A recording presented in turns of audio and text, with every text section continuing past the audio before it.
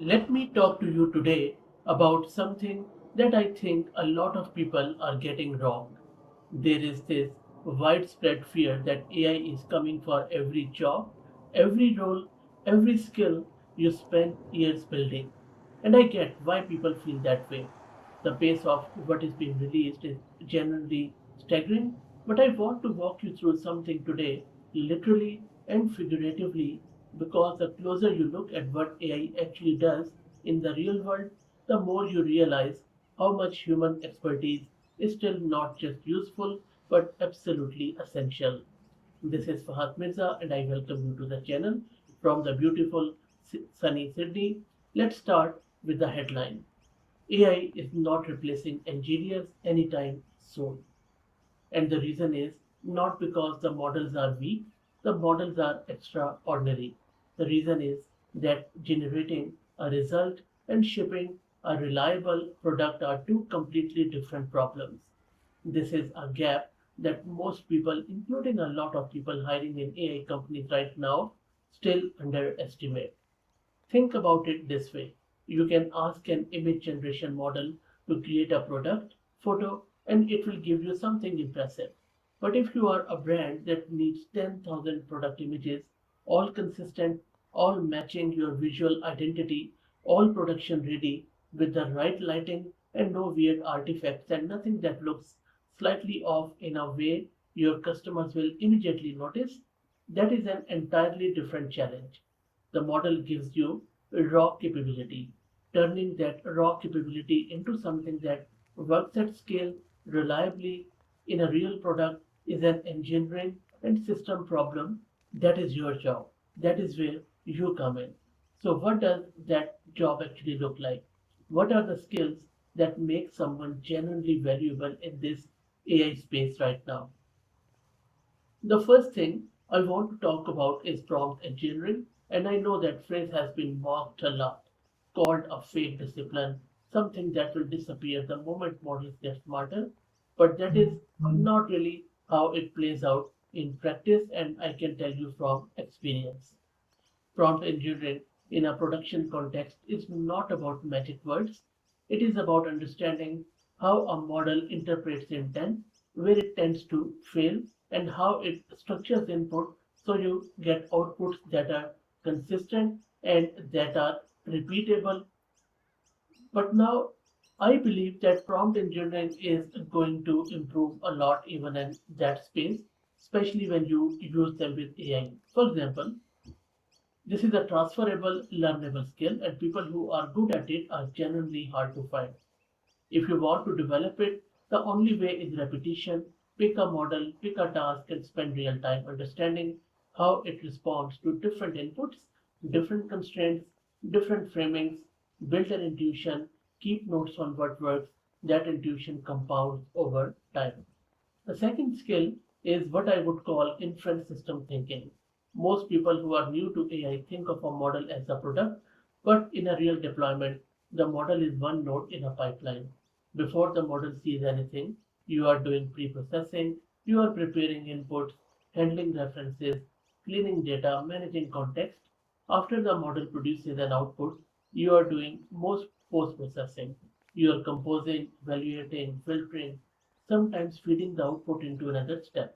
The skill here is being able to design and reason about the whole pipeline, not just a model call in the middle. This requires software engineering fundamentals, data structures, system design, error handling, latency thinking. If you do not have these, build them.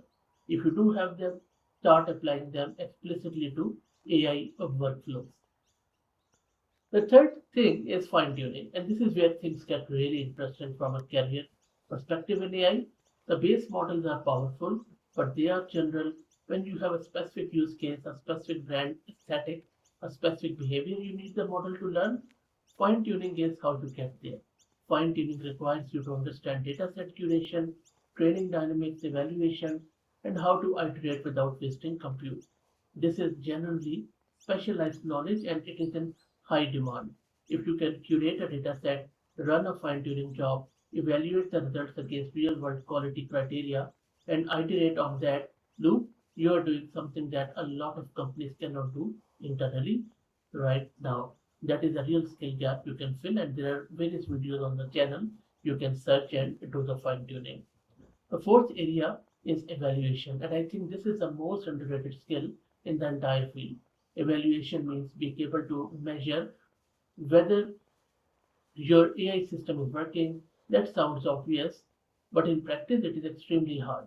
For something like code generation, you can write unit tests, but for something like visual quality, brand consistency, whether an image feels right or whether a response feels helpful, evaluation is partially subjective, partially statistical, and requires you to build frameworks that are specific to your use case. Companies that get serious about AI in production always eventually hit the evaluation problem. If you can design good evaluation pipelines, you will have work forever. The fifth thing I want to talk about is infrastructure, specifically inference infrastructure. How do you take a model and deploy it in a way that is fast enough to be usable, cheap enough to be economical, and stable enough to be product? This involves knowing about model serving, quantization, batching, caching, hardware selection, and the trade offs between latency and throughput. This overlaps heavily with DevOps and MLOps. If you already have a background in cloud infrastructure or backend engineering, this is one of the fastest paths to becoming genuinely useful in AI. The models are getting more and more capable every month, but the infrastructure problem is not going away, it is getting more complex. Now let me connect this back to why AI is not taking your job. What I just described, all five of those areas require judgment. It requires the ability to navigate ambiguous trade-offs. It requires understanding what a customer or a user actually needs, which is often different from what they say they need. It requires the ability to debug something that fails in a non-deterministic way, where the same input can give you different outputs on different runs. And you have to build intuition about why. These are not the things a model can currently do for itself. A model can help you do them. It can speed up parts of the work, but the person who is directing that work, who understands the constraints, who knows what good looks like in a specific context, that person is irreplaceable. And here is something else worth saying. The teams that are actually shipping production AI right now are very small. They are not large research departments. They are small groups of people who move fluently between research, engineering, and product. People who can read a paper in the morning, implement something in the afternoon, and talk to a customer about what they need by the end of the week. This profile does not come from specializing narrowly in one area. It comes from building breadth across all the areas I just described and being willing to go deep when a problem demands it is really important. So if you're asking what to do, here is what I would tell you. Do not wait for a formal curriculum. The field is moving too fast for that. Instead, pick a real problem, find a model that is relevant to something you care about, try to build something with it, not a toy something with real constraints and real failure mode. Document what breaks, figure out why, then figure out how to fix it. Do that repeatedly, and you will build exactly the kind of knowledge that companies are desperately looking for right now. The opportunity in this field is real. The demand for people who can bridge theory and practice, who understand models and can also ship things, is not going away. If anything, it is growing because the gap between what these models can do and what is actually deployable reliably in production is still huge and enormous. That gap is your opportunity. The question is whether you are building the skills to step into it. That is for you to answer in the comments. I hope that you enjoyed it. Let me know, please like the video and subscribe and consider becoming a member. Thank you for all the support you guys are furnishing. I will see you in the next one.